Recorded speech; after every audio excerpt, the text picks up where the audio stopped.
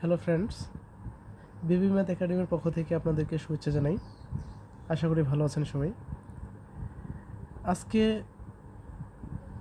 আজকের যে টপিকস সেটা হচ্ছে জোড় এবং বিজোড় সংখ্যা, অর্থাৎ ইংরেজিতে ইভেন অ্যান্ড অড নাম্বার। একটা কথা বলে রাখি, বিবি ম্যাথ একাডেমির পক্ষ থেকে যেসব ক্লাস তৈরি করা হয় সেই ক্লাসগুলো কিন্তু বিগত সালগুলোতে যে চাকরি পরীক্ষায় প্রশ্নগুলো এসেছিল সেই কোশ্চেনের উপরে ভিত্তি করেই ক্লাসগুলো তৈরি করা হয়। যাক, জোড় ও বিজোড় সংখ্যা। জোড় সংখ্যা কাকে বলে?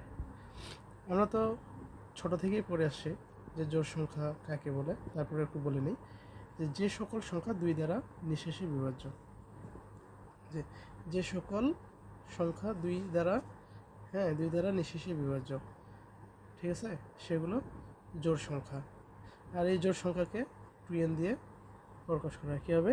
2n দিয়ে প্রকাশ করা হয়। আচ্ছা, দুই দ্বারা নিঃশেষে বিভাজ্য যেমন হচ্ছে কি 2। আমরা তো জানি 2 একটা জোড় সংখ্যা, তাই না? নিঃশেষে বিভাজ্য বলতে 2। আমরা যদি 2 দিয়ে 2কে ভাগ করি তাহলে কী হবে? 2 একে 2। নিঃশেষে বিভাজ্য হচ্ছে বা 4।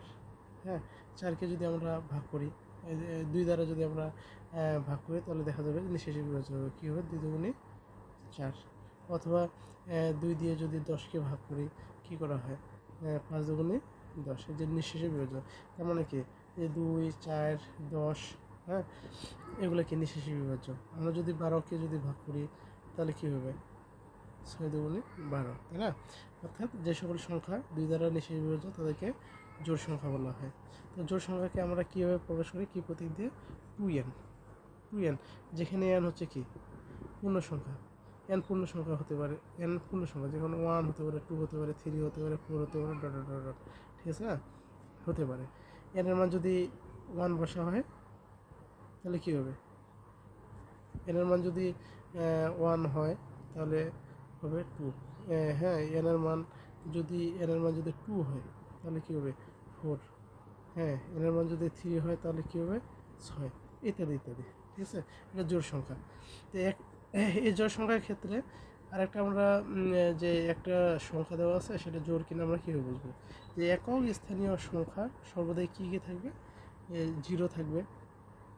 হ্যাঁ, যেমন হচ্ছে 10 শেষে কি 0? আমরা এখানে দেখছি না যে 10 2 দ্বারা নিঃশেষে বিভাজ্য, ঠিক আছে? একক স্থানীয় সংখ্যা কী থাকবে? 0 থাকবে, 2 থাকবে, 4 থাকবে, 6 থাকবে, 8 থাকবে।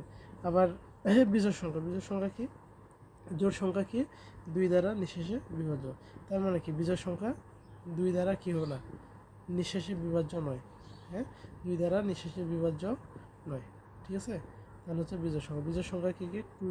2n প্লাস 1 দিয়ে ভাগ করা প্রকাশ করা হয়। যেখানে n এর মান কী হতে পারে? যে বলছি n এর মান 1, 2, 3, 4 যা কিছু হতে পারে। তাহলে এখানে যদি আমরা এই যে 2n প্লাস 1, হ্যাঁ, এখানে যদি আমরা n এর মান 1 বসাই তাহলে কী হবে? 2 × 1 + 1 = কি? 2কে 2 একে 1 কি 3, বিজোড় সংখ্যা, তাই না? এখন এই যে n এর মান যদি কী হয় 2 বসাই তাহলে কী হবে? 2 × 2 + 1, যে n এর মান কী বসালাম? 2, ঠিক আছে না? তাহলে কী হয়? 2 × 2 + 1, তার মানে কি 2 দুগুণে 4 একে 5, বিজোড়, ঠিক আছে? এই বিজোড় সংখ্যা কি 2 দ্বারা ভাগ করা যাবে? আচ্ছা দেখি, 2 দিয়ে হয়? 2 দুগুণে কি 4 হয়। এই যে নিঃশেষে বিভাজ্য হচ্ছে না, ভাগশেষ 1 থাকতেছে, ঠিক আছে? তাহলে বিজোড় সংখ্যার ক্ষেত্রে একক স্থানীয় সংখ্যা কী থাকবে? 1, 3, 5, 7, 9, হ্যাঁ, এগুলো থাকবে। আচ্ছা, আমরা যে কোশ্চেনগুলো আসে সাধারণত সেগুলোর ক্ষেত্রে এই যে সূত্রগুলো, যে দুটি সংখ্যার মধ্যে গাণিতিক অপারেশন, অর্থাৎ গাণিতিক অপারেশন দুটি সংখ্যার মধ্যে, গাণিতিক অপারেশন বলতে কি, যদি দুটো সংখ্যা দেওয়া আছে সে দুটোর মধ্যে যদি যোগ করি তাহলে কি ফলাফলটা যোগ হবে কি না। যেমন বলি, হ্যাঁ, দুটি সংখ্যার মধ্যে গাণিতিক অপারেশন বলতে এরকম, যদি বলা হয় কি দুটি সংখ্যা 2 + 3, এটা একটা সংখ্যা, তাই না? এই দুটি সংখ্যার মধ্যে গাণিতিক অপারেশন কি? যোগ করলাম, তাহলে 2 3 কত? 5। তাহলে কি এখান থেকে কী দেওয়া হচ্ছে?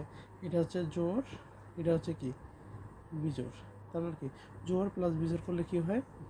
ফলাফল আসবে বিজোড়, তাই না? যে তেমনভাবে যদি হয় 2 + 2, তাহলে কি হচ্ছে 2 + 2 4, এটা কি হচ্ছে জোর। তার মানে কি, হ্যাঁ, এই যে জোর প্লাস জোর যদি যোগ করা হয় তাহলে কি হয় জোর। আবার যদি এরকম দেখা যায় যে 2 গুণন, হ্যাঁ 2 গুণন 3, তাহলে কি হচ্ছে 3 দুগুণে 6, এটা কি হচ্ছে জোর, তাই না? তার মানে কি জোর গুণন বিজোড়, ফলাফল কি আসে জোর। আবার যদি বিজোড় বিজোড় যদি এমন হয় 3 গুণন 3, তাহলে কি 3 3 কত হয় 9, তাহলে এখান থেকে আমরা কি বলতে পারি, হ্যাঁ বিজোড় গুণন বিজোড় সমান সমান কি বিজোড়, বিজোড় গুণন বিজোড় ইকুয়াল টু বিজোড়। আবার এই মানে এগুলো হচ্ছে কি গাণিতিক অপারেশন কিন্তু দুটি সংখ্যার মধ্যে, হ্যাঁ এরকম কিছু সূত্র আছে। এগুলো কি এখানে দেখছে যেমন কি জোড় জোড় যোগ করলে জোড় হয়, জোড় বিজোড় গুণ করলে কি হয় জোড় হয়, হ্যাঁ আবার বিজোড় বিজোড় গুণ করলে কি হয় বিজোড় হয়, ঠিক আছে। এমন যদি হয় যে এই যে জোড়ের উপর, হ্যাঁ জোড় সংখ্যার উপর যদি আমরা স্কোয়ার করি তাহলে কী হবে 2 দুগুণে 4, তার মানে কি এটা জোড়। তার মানে কি এই যে জোড় সংখ্যাকে যদি জোড় সংখ্যা দিয়েই কী করা হয়, হ্যাঁ জোড় সংখ্যার পাওয়ার যদি জোড় সংখ্যায় হয় তাহলে কি হয় জোড় সংখ্যায় হয়, তাই না? আবার যদি এমন হয় যে বিজোড় সংখ্যা 3 নিলাম, 3-এর উপর স্কোয়ার দিলাম, হ্যাঁ 3-3-এর উপর স্কোয়ার করলে কত হয় 9 হয়, তাই না? তার মানে কি বিজোড় সংখ্যার উপর যদি পাওয়ারটা জোড় হয় তাহলে কি হয় ফলাফলটা বিজোড় হয়, তাই না? এটা কি 3 হচ্ছে বিজোড়, বিজোড়ের উপর কী দিলাম জোড়, তাহলে পাওয়ারটা তাহলে ফলাফলটা কী আসলো বিজোড়, ঠিক আছে। এই যে গাণিতিক অপারেশন, ঠিক আছে, এগুলোর উপর ভিত্তি করে কিছু অঙ্ক এসে থাকে। তাহলে আমরা সেই অঙ্কগুলো দেখি। এখানে কি বলছে যে এখানে একটা কোশ্চেন, সেটা হচ্ছে কি এক্স ও ওয়াই দুটি কর্মিক জোড় হলে, হ্যাঁ কর্মিক, এই দুটি কর্মিক এক্স ও ওয়াই দুটি কর্মিক জোড় হলে নিচের কোনটি বিজোড় হবে। তার মানে কি এক্সের মানও জোড়, ওয়াইয়ের মানও জোড়, ঠিক আছে। তো বলছে তাহলে নিচে কোনটি বিজোড়, অর্থাৎ এক্স ওয়াই এর মান জোড় হওয়া সত্ত্বেও নিচের কোনটি বিজোড়। আচ্ছা আমরা কি জানি যে জোড়ের উপর যদি স্কোয়ার হয়, যেমন 2 এর উপর যদি স্কোয়ার হয় তাহলে কি হয় জোড়ই হয়। এটাও কিন্তু জোড় বলছে, এখানে জোর কথা বলছে, ওয়াইয়ের মানও কিন্তু জোড় হবে। যে এটাও যদি জোড় হয়, যেমন 4 এর উপর যদি স্কোয়ার করা হয় লিখবে 0 হবে। তাহলে এটা দেখি এক্স এর মান কি জোড়, এক্স এর মান 2 ধরলাম, 2 এর উপর স্কোয়ার প্লাস 1, তার মানে কি 2 দুগুণে 4 প্লাস 1 ইকুয়াল টু 5।